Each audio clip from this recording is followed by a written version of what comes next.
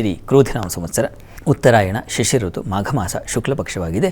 ಈ ದಿವಸ ಮಂಗಳವಾರವಾಗಿರ್ತಕ್ಕಂಥದ್ದು, ಚತುರ್ದಶಿ ತಿಥಿ, ಪುಷ್ಯ ನಕ್ಷತ್ರ. ಈ ದಿವಸ ಬುಧನ ಪರಿವರ್ತನೆ ಇದೆ. ಬುಧ ಗ್ರಹ ತುಂಬ ಮುಖ್ಯವಾದ ಗ್ರಹವೇ. ಅದು ಬುದ್ಧಿಮತ್ತೆಯನ್ನು, ವಾಕ್ಚಾತುರ್ಯ ಮುಪಾಸನಾದಿ ಪಟುತಾಂ ವಿದ್ವತ್ ಸ್ತುತಿಂ ಮಾತುಲಂ ಅಂತ ಹೇಳುತ್ತೆ. ಇನ್ನೊಂದು ಕಡೆ ಹೇಳುತ್ತೆ ವಿದ್ಯಾಸಿ ಯುಕ್ತಿಂ ಮತಿಂ ಅಂತಲೂ ಕೂಡ. ಹೀಗಾಗಿ ವಿದ್ಯೆ, ಯುಕ್ತಿ, ಮತಿಶಕ್ತಿ ಇದೆಲ್ಲವನ್ನು ಬುಧನೇ ತಂದುಕೊಡ್ತಕ್ಕಂಥವನು ಅಂತ. ಹೀಗಾಗಿ ಆತ ಮಾತಿನ ಮೇಲೆ ಹಿಡ್ತಾ ಇರತಕ್ಕಂಥವನು. ವಾಕ್ಚಾತುರ್ಯಂ ಅಂತ ಹೇಳುತ್ತೆ. ಹೀಗಾಗಿ ನೀವು ಚೆನ್ನಾಗಿ ಮಾತಾಡಬೇಕು ಅಂದರೆ, ಅಥವಾ ನೀವು ಒಳ್ಳೆಯ ಭಾಷಣಕಾರರಾಗಬೇಕು ಅಂತಂದರೆ, ಒಳ್ಳೆಯ ಉಪನ್ಯಾಸಕರಾಗಬೇಕು ಅಂತಂದರೆ, ಇದೆಲ್ಲ ಬುಧನ ಮೇಲೆ ನಿಂತಿದೆ ನೋಡಿ. ಹೀಗಾಗಿ ಅಷ್ಟೇ ಅಲ್ಲದೆ ಬಂಧುಗಳ ಜೊತೆಗೆ ಒಡನಾಟ ಚೆನ್ನಾಗಿರಬೇಕು. ಸ್ನೇಹಿತರು, ನನಗೆ ಫ್ರೆಂಡ್ಸೇ ಇಲ್ಲಪ್ಪ ಅಂತ ಎಷ್ಟು ಪರದಾಡ್ತಿರ್ತಾರೆ, ಒಳ್ಳೆ ಫ್ರೆಂಡ್ಸ್ ಇಲ್ಲ ಅಂತ. ಅದಕ್ಕೆ ಕಾರಣ ಬುಧ ಕೆಟ್ಟದಾಗಿದ್ದರೆ, ಬುಧ ಬಲಹೀನಾಗಿದ್ದರೆ ಯಾರ ಜೊತೆಗೂ ಫ್ರೆಂಡ್ಶಿಪ್ ಇರಲ್ಲ ನಿಮಗೆ. ಬುಧ ಚೆನ್ನಾಗಿದ್ದರೆ ಒಳ್ಳೆ ಬಂಧುತ್ವ, ಮಿತ್ರತ್ವ ಎಲ್ಲವೂ ಚೆನ್ನಾಗಿರ್ತದೆ. ಮತ್ತು ವಿದ್ಯಾರ್ಥಿಗಳಿಗೆ ಬಹಳ ಮುಖ್ಯವಾಗಿ ಬೇಕಾಗಿರತಕ್ಕಂಥದ್ದೇ ವಿದ್ಯಾಸಕ್ತಿ. ಅದು ಬುಧನಿಂದ ಮೊದಲು ಮ್ಯಾಥಮೆಟಿಕ್ಸ್ ನೋಡಿ, ಎಷ್ಟೋ ಜನಕ್ಕೆ ನಿಮಗೆ ಮ್ಯಾಥ್ಸಲ್ಲಿ ತೊಂದರೆ ಅಂತ. ಈಗ ಅದು ಸುಲಭ ಆಗಿರಬಹುದು. ಈಗ ಮ್ಯಾಥ್ಸಿನ ಸರಳೀಕರಣ ಮಾಡಿದ್ದಾರೆ ಅಂತೆಲ್ಲ ಕೇಳಿದೆ. ಈಗ ಮ್ಯಾಥ್ಸ್ಗಿಂತ ಕನ್ನಡ ಕಷ್ಟ ಅನ್ನೋದು ಹೆಚ್ಚಿನ ಜನರ ಅದು ನಗರ ಪ್ರದೇಶಗಳಲ್ಲಿ. ಹಳ್ಳಿಗಳಲ್ಲಿ ಇನ್ನೂ ಹಾಗೇ ಇದೆ. ಹಳ್ಳಿಗಳಲ್ಲಿ ಗಣಿತ ಅಂದರೆ ಕಬ್ಬಿಣದ ಕಡಲೆ ಅಂತ ಈಗಲೂ ಹಾಗೇ ಇದೆ. ಗಣಿತ ಬರ್ತಾ ಇಲ್ಲ, ಗಣಿತದಲ್ಲಿ ನನಗೆ ಅಷ್ಟು ಪಟುತ್ವ ಇಲ್ಲ ಅಂತ ನೋಡಿ, ಬುಧನ ಅನುಗ್ರಹ ಇರಬೇಕು, ಬುಧನ ಆರಾಧನೆ ಮಾಡಬೇಕು. ಬುಧ ಸನ್ನಿಧಾನದಲ್ಲಿ ನೀವು ಅಂದರೆ ನವಗ್ರಹ ಸನ್ನಿಧಾನದಲ್ಲಿ ಬುಧನಿಗೆ ವಿಶೇಷವಾದ ಜೇನಿನ ಅಭಿಷೇಕ ಮಾಡಿಸಿ ಬುಧನಿಗೆ ಪ್ರಸಾದ ತೊಗೊಂಡ್ರೆ, ಬುಧನ ಕೃಪೆಯಾಗಿ ನೀವು ಒಂದು ಸಲ ಹೇಳ್ಕೊಟ್ಟು ಸೂತ್ರ ಮತ್ತು ಮರ್ತು ಹೋಗೋದಿಲ್ಲ. ಹಾಗೆ ಒಂದು ಸಲ ನೀವು ಲೆಕ್ಕ ಮಾಡಿದಂಥದ್ದು ಮತ್ತೊಂದು ಸಲ ಮರ್ತು ಹೋಗಲ್ಲ. ಬೇರೆ ಬೇರೆ ವಿಧಾನಗಳಲ್ಲಿ ಮಾಡ್ತಕ್ಕಂಥದ್ದು ಇದೆಲ್ಲ ನಿಮಗೆ ಬರುತ್ತೆ. ಯಾರು ನೀವೆಲ್ಲ CA ಇತ್ಯಾದಿ ಕೋರ್ಸ್ಗಳಲ್ಲಿ ಇದ್ದೀರಾ, BCom ತೊಗೊಂಡವರಿಗೆ ಗೊತ್ತಿರುತ್ತೆ. ಆ ಕ್ಷೇತ್ರದ ಅದೇ ಒಂದು ಶಾಖೆ ವಿಭಾಗ ಆಗಿದೆ.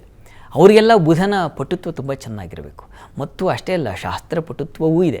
ಯಾರಾದರೂ ಶಾಸ್ತ್ರ, ಅಲಂಕಾರ ಶಾಸ್ತ್ರವೋ ಅಥವಾ ತರ್ಕವೋ ಇತ್ಯಾದಿ ಅಭ್ಯಾಸ ಮಾಡ್ತಾ ಇರ್ತಾರಲ್ಲ, ಸಂಸ್ಕೃತ ಇತ್ಯಾದಿ, ಅಥವಾ ಸೈನ್ಸ್.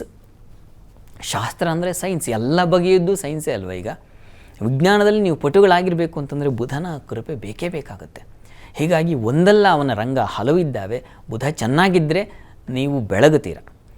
4 ಜನ ವಿದ್ವಾಂಸರ ನಡುವೆ ನೀವು ಚೆನ್ನಾಗಿ ಮಾತಾಡಬೇಕು ಅಂತಂದರೆ ನಿಮಗೆ ಒಳ್ಳೆಯ ಮಾತಿನ ಬಲ, ಕೌಶಲ್ಯ ಇರಬೇಕು. ಸೂರೆಗೊಳ್ಳುವ ಹಾಗೆ ಆಕರ್ಷಿತವಾಗಿ ಮಾತಾಡಬೇಕು ಅಂತಂದರೆ ಬುಧನ ಬಲ ಬೇಕಾಗುತ್ತೆ. ಇಂತಹ ಬುಧ ಈ ದಿವಸ ಬಲಹೀನನಾಗ್ತಾ ಇದ್ದಾನೆ, ನೀಚಾಭಿಲಾಷಿ ಆಗ್ತಾ ಇದ್ದಾನೆ. ಕುಂಭರಾಶಿಯಲ್ಲಿ ಬುಧನಿಗೆ ಸ್ವಲ್ಪ ಬಲ ಕಡಿಮೆ ಆಗಿಬಿಡುತ್ತೆ. ಯಾಕೆಂದರೆ ಮೀನರಾಶಿ ಅವನ ನೀಚ ಸ್ಥಾನ.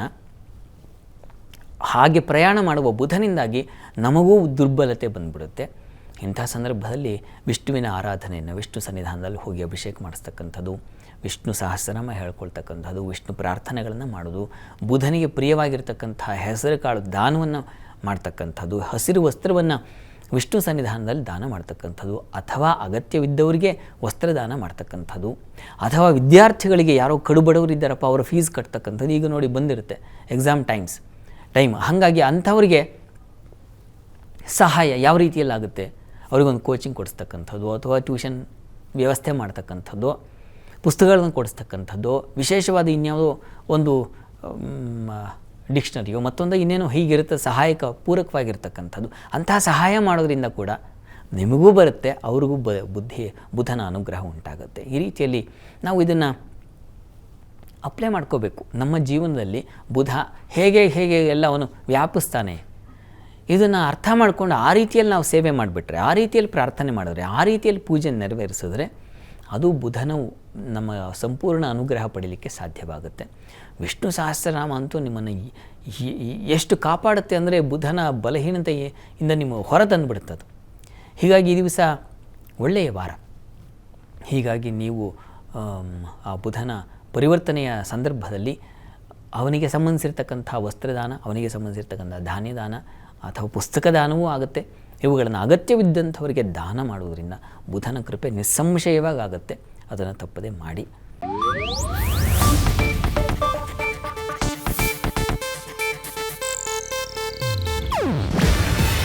ಇದು ಏಷ್ಯಾನೆಟ್ ನ್ಯೂಸ್ ನೆಟ್ವರ್ಕ್ ಪ್ರಸ್ತುತಿ. ನೀವು ನೋಡ್ತಿದ್ದೀರಾ ಏಷ್ಯಾನೆಟ್ ಸುವರ್ಣ ನ್ಯೂಸ್.